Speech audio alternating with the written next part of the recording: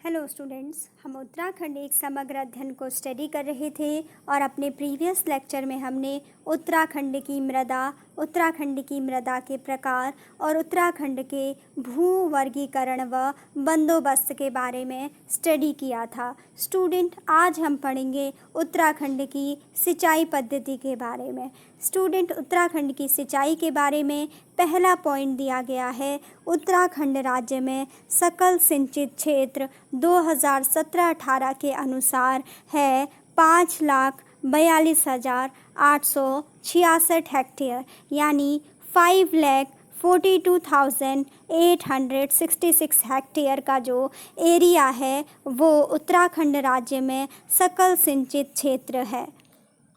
Student, इसके बाद next point है, राज्य में शुद्ध सिंचित क्षेत्र 2017-18 के अकॉर्डिंग 3,28,756 हेक्टेयर का राज्य में शुद्ध सिंचित क्षेत्र है। स्टूडेंट, अगर पूछा जाए कि उत्तराखंड राज्य में शुद्ध सिंचित क्षेत्र कितना है तो इसका आंसर होगा 3,28,756 हेक्टेयर उत्तराखंड राज्य में शुद्ध सिंचित क्षेत्र है 2017-18 के आंकड़ों के अनुसार। स्टूडेंट, इसके बाद नेक्स्ट पॉइंट है, उत्तराखंड राज्य के कुल शुद्ध बोए गए क्षेत्र में से शुद्ध सिंचित क्षेत्र कितना है। स्टूडेंट, 2017-18 के आंकड़ों के अनुसार राज्य के कुल शुद्ध बोए गए क्षेत्र में से शुद्ध सिंचित क्षेत्र है 48.88%, यानी 48.88%।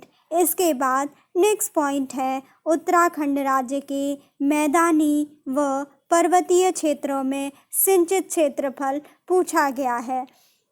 तो स्टूडेंट, उत्तराखंड राज्य के मैदानी क्षेत्रों में सिंचित क्षेत्रफल है 94%, यानी 94%। और स्टूडेंट, उत्तराखंड राज्य के पर्वतीय क्षेत्रों में सिंचित क्षेत्र है लगभग 13%, यानी 13%। स्टूडेंट, इसके बाद नेक्स्ट पॉइंट है, उत्तराखंड राज्य में शुद्ध बोए गए क्षेत्र में सर्वाधिक प्रतिशत शुद्ध सिंचित क्षेत्र वाले जिले हैं। स्टूडेंट, इसका आंसर है उधमसिंह नगर, जिसका कि शुद्ध सिंचित क्षेत्र सबसे ज़्यादा है 97.14%। इसके बाद सेकंड नंबर पर है हरिद्वार 94.60%।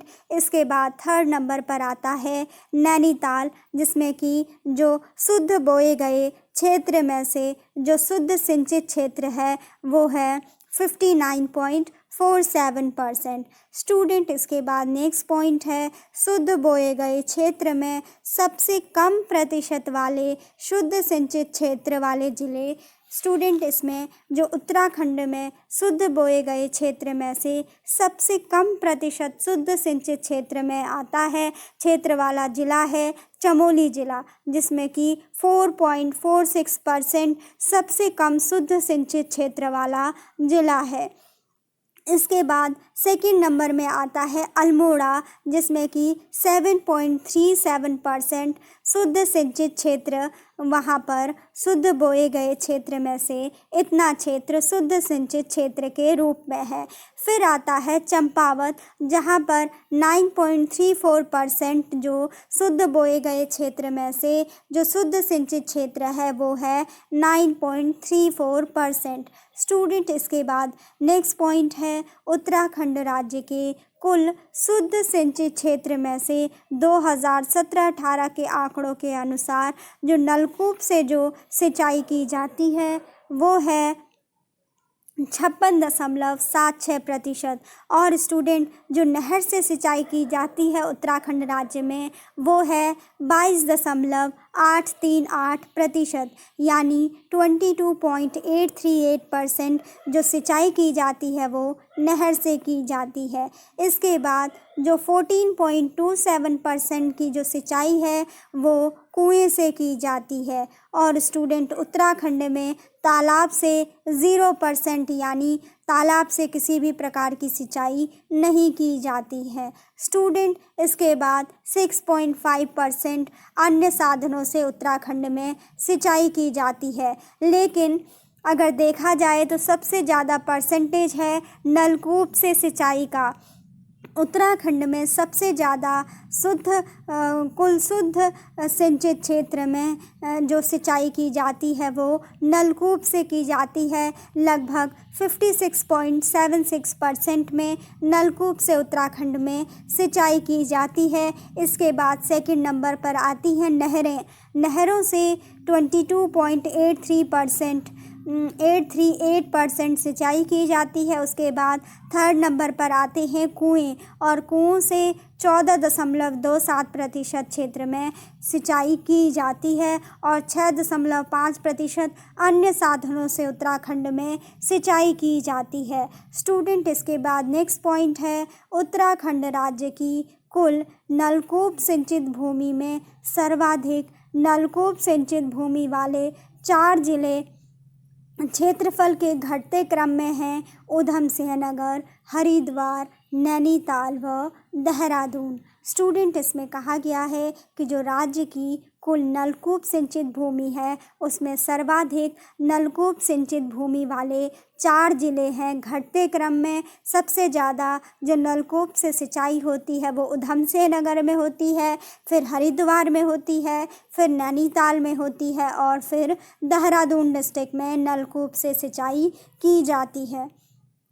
स्टूडेंट, इसके बाद नेक्स्ट क्वेश्चन है राज्य की कुल नहर सिंचित भूमि में सर्वाधिक नहर सिंचित भूमि वाले 4 जिले क्षेत्रफल के घटते क्रम में। तो स्टूडेंट, ऐसे क्षेत्र जहां पर उत्तराखंड में ऐसे ज़िले जहां पर कुल नहर से जो सिंचित भूमि है वह उनका नाम हमको बताना है, ऐसे डिस्ट्रिक्ट का जहां पर नहर के थ्रू सिंचाई की जाती है। तो स्टूडेंट, सबसे पहले है सबसे ज़्यादा जो नहरों से सिंचाई की जाती है वो नैनीताल डिस्ट्रिक्ट में की जाती है, फिर देहरादून में की जाती है, थर्ड नंबर पे हरिद्वार में की जाती है और नहरों से जो सिंचाई की जाती है वो उसके बाद ऊधम सिंह नगर में फोर्थ नंबर में की जाती है।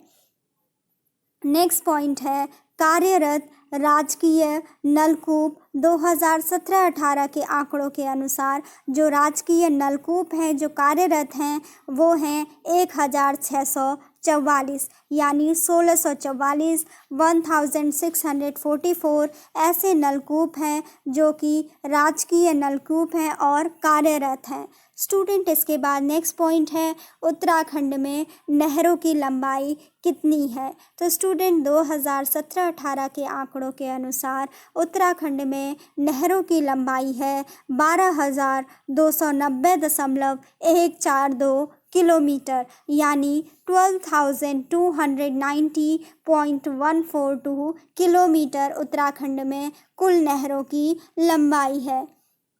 स्टूडेंट, इसके बाद नेक्स्ट क्वेश्चन है लघु डाल नहरों की लंबाई 2017-18 के आंकड़ों के अनुसार जो लघु डाल नहरें हैं इनकी लंबाई है 454.417 किलोमीटर, यानी 454.417 किलोमीटर ये लघु डाल नहरों की लंबाई है। नेक्स्ट पॉइंट है उत्तराखंड राज्य की सबसे पुरानी नहर कौन सी है। इसका आंसर होगा ऊपरी गंगा नहर उत्तराखंड राज्य की सबसे पुरानी नहर है और ये बनाई गई थी 1842 से 1854 में। स्टूडेंट, इसके बाद नेक्स्ट क्वेश्चन है ऊपरी गंगा नहर का उद्गम स्थल कहाँ है। स्टूडेंट, ऊपरी गंगा नहर का उद्गम स्थल है हरिद्वार में। नेक्स्ट पॉइंट है टिहरी परियोजना का शिलान्यास कब किया गया था। स्टूडेंट, टिहरी परियोजना का शिलान्यास 1972 में 1972 में किया गया था। नेक्स्ट पॉइंट है एशिया के सबसे ऊंचे 260.5 यानी 260.5 मीटर टिहरी डैम की जल धारण क्षमता है 3539 इंटू 10⁻6 घन मीटर। स्टूडेंट, जो एशिया का जो सबसे ऊंचा जो डैम है टिहरी डैम जिसकी ऊंचाई है 260.5 मीटर यानी 260.5 मीटर उत्तराखंड के ये उत्तराखंड का सबसे बड़ा सबसे ऊंचा डैम है टिहरी डैम, और साथ ही ये एशिया का भी सबसे ऊंचा डैम है और इसकी ऊंचाई है 260.5 मीटर। तो इस टिहरी डैम की जल धारण क्षमता को पूछा गया है। टिहरी डैम की जल धारण क्षमता है 3539 गुणा 10⁻6 घन मीटर, यानी 3539 इंटू 10⁻6 घन मीटर, यानी मीटर क्यूब। स्टूडेंट, इसमें बताया गया है कि 3539 इंटू 10⁻6 मीटर क्यूब इस टिहरी डैम की जल धारण क्षमता है। नेक्स्ट पॉइंट है, टिहरी परियोजना से कितने लाख हेक्टेयर भूमि के लिए सिंचाई की सुविधा उपलब्ध होगी? इसका आंसर है, टिहरी परियोजना से लगभग 2.70 लाख हेक्टेयर भूमि के लिए सिंचाई की सुविधा उपलब्ध होगी। लगभग 2.70 लाख हेक्टेयर जो भूमि है उसके लिए सिंचाई की सुविधा उपलब्ध होगी टिहरी परियोजना के थ्रू। स्टूडेंट, जो एशिया का जो सबसे ऊंचा डैम है वो है टिहरी डैम। इसकी जो हाइट है वो है 260.5 मीटर और इसकी जो जल धारण क्षमता है वो है 3539 इंटू 10⁻6 मीटर क्यूब।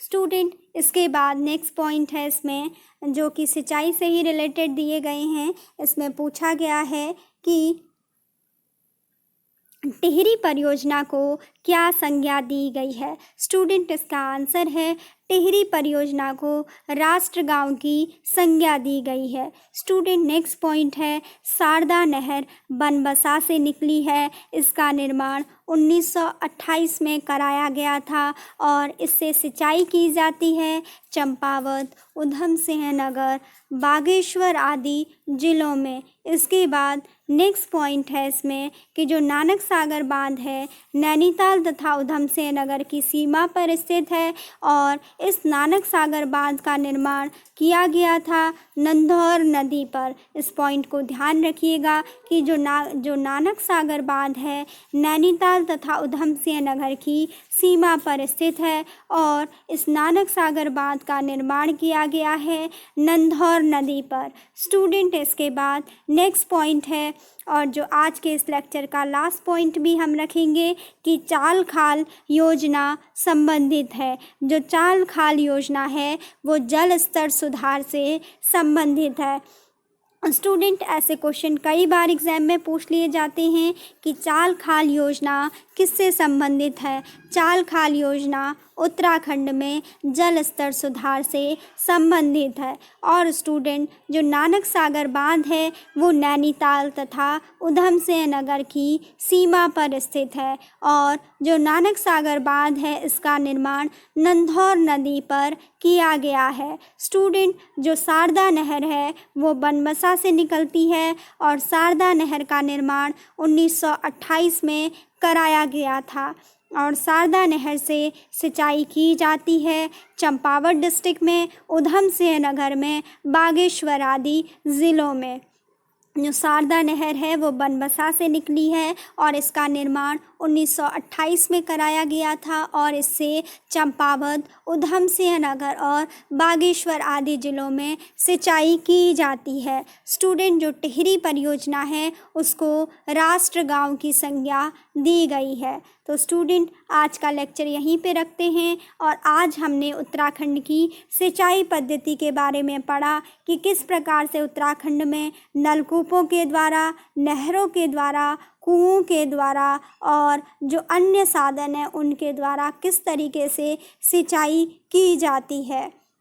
तो स्टूडेंट, आज का लेक्चर यहीं पे रखते हैं। आई होप आपको समझ में आया हो और कल हम पढ़ेंगे उत्तराखंड के फसलोत्पादन के बारे में। आई होप स्टूडेंट आपको समझ में आया हो। Thanks for watching.